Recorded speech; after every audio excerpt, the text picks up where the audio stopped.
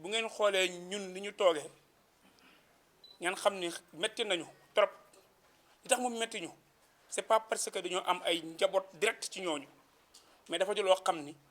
duñu wax on voyait venir mais doon nañ artu avant lii lépp di am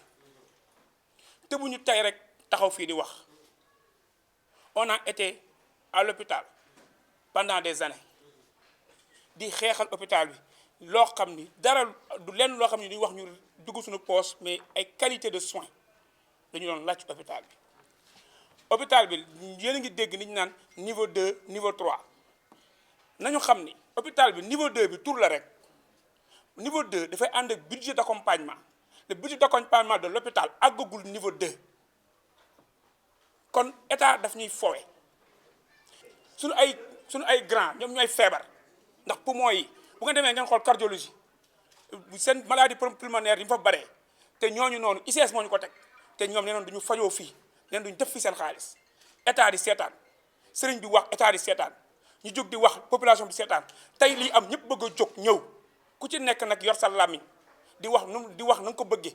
bëgg a jël wax ji ba ko xëpp ñii ba ko xëpp ñee ñun nag dañuy attirer attention population bi bu ñu nangu kenn naan ñu faute bi ñeera du ñii. À chaque fois réagir def enquête ne dinañ situer les responsabilités nangam bàyyi ba kañ démb Linguère barki démb Richard Toll xawma ak Louga tey Tiwaawan suba kan la ñun jigéen ñi ñun ñooy dem hôpital ñun ñoo xam li nekk ci hôpitaux yi boo fa demee boo yoree malade sax da ngay naxanteeg malade bi ba sa soog koo yóbbu parce que xam nga li nga fay fekk amul matériel personnel de santé bi c'est à revoir accueil bi tamit même chose matériel amul léegi nag lu ñu bëgg état boo xamante ni lu ñu wax soo waxee si loola naqari ñu ne day politique non état dafa war a prévoir dafa war a jàppale peuple am dafa war a saytu li mu war a def mu def ko mais politique rek tey boo kaasee ñu ne diw dafay politique wala dafa bëgg poste non ñun ñoo koy dund tey lii am ku mu laalu tamit jege na la à chaque fois ñuy wax te secteur boo dem même chose su ñuy joxe marché yi jox ko marché yoo xam ne gré à gré waa ji bu waree jënd matériel bu cher dem bon marché def installation boo xam ne kenn xamul lu mu doon. acte bi ñuy njëkk a poser aussi dans cette démarche là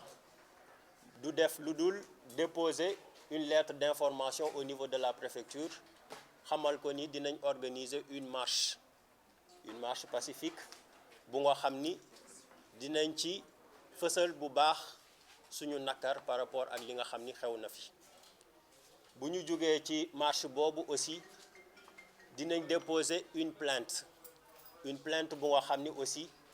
dinañ constituer wu en partie civile dans cette histoire pour xam exactement fan la dossier bi di mujjee parce que aussi warul nekk lu nga xam ne dañ koy waxtaanee rek wala ñu régler ko entre quatre murs ñu bàyyi ko mu jàll suba ñu déggaat beneen jëye fii ci Tivaouane wala feneen ci Sénégal beneen acte bi nga xam ni fas yéene nañ ko poser aussi mooy lancer une pétition nationale pour demander la démission du ministre de la Santé parce que aussi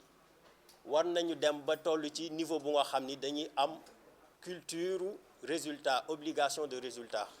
mënuñu la fal à chaque fois ce ministère nekk cause ay problème pour les populations à chaque fois ñuy lancer ay enquêtes te aboutissement bi duñu xam fan lay mujjee gis nañ ni li xew fii ci Sénégal pour moins que ça dans d'autres pays mais le ministre aurait démissionné depuis fort longtemps mais malheureusement nag fii culture boobu amaguñ ko mais nag buñ ko amul aussi citoyens yi taxaw nañ war a taxawee bu ko defee ñoom ñu mën a jouer rôle bi nga xam ni moom la ñu war a jouer bu ñu joué wul seen partition ñun sénégalais yi ñu war a mën a jouer suñu partition. il faut que ñu nangu ko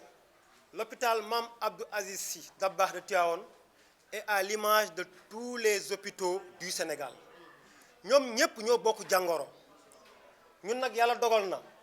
boo gisee ñu ñëw toog fii di wax ñi fi toog ñëpp tey ci table bi ça fait des mois ou bien des années on a alerté et encore alerté par rapport à ce qui se passait et encore ce qui se passe dans cet hôpital là suñu juumul toog nañ fi ay weer ci ginnaaw am nañ fi problème mu ophtalmologue boo xam ni 4 ou 5 mois Tivaouane département avec ses 18 communes amuñu ku leen toppatool seen ay bët ñun ñii ñëpp ñoo jug porter combat bi dem ci autorités yi def ci ay live fu nañu yuuxu fa ba problème bi saafarawu à moitié ñu ne deete waaye ñu xëy quelques jours après ñu ne keesu hôpital Tivaouane nee na may xaalis ba nee na may quelques jours après laa wax comme si y avait des fantômes qui vivaient dans cet hôpital là ou bien qui sont en train de vivre dans cet hôpital là ba fi mu toll nii lu ñuy wax police dem na fa def na enquête préliminaire l'enquête suit son cours